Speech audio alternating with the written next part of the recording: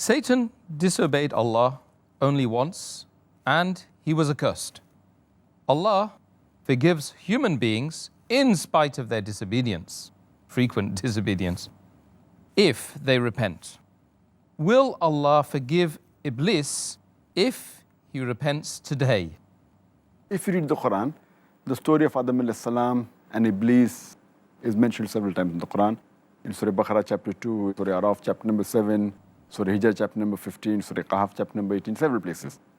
And if you realize in the story, the moment Adam alayhi salam, Adam peace be upon him, he realized his mistake, he repented to Allah subhanahu wa ta'ala. And Allah immediately forgave him. And Eve, both of them, may Allah be pleased with them all. But if you note the story of Iblees, it's mentioned in Surah Araf, chapter number 7, verse number 14. When Iblees disobeyed Allah subhanahu wa ta'ala, Allah says that we said to the angels, bow down to Adam. All bowed down illa Iblees, except Iblees. Mentioned Surah Baqarah chapter 2, Surah Araf chapter 7.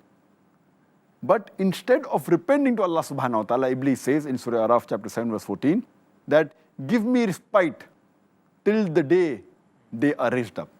That means respite means, please delay my punishment. Give me respite and see what I do.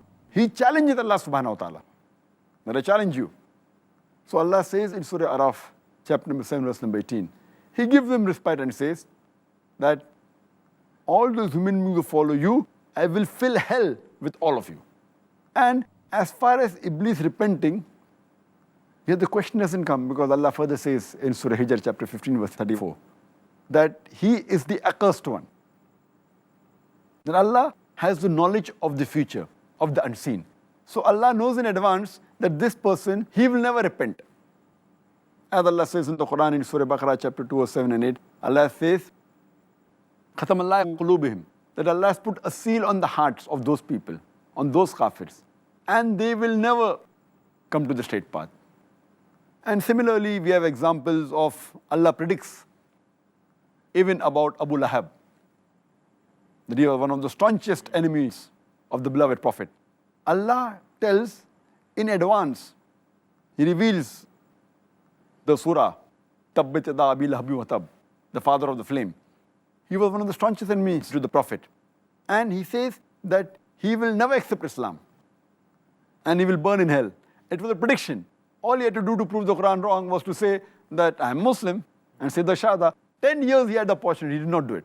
So Allah knew they will never repent. Similarly, Allah subhanahu wa ta'ala knows that Iblees, he will never repent.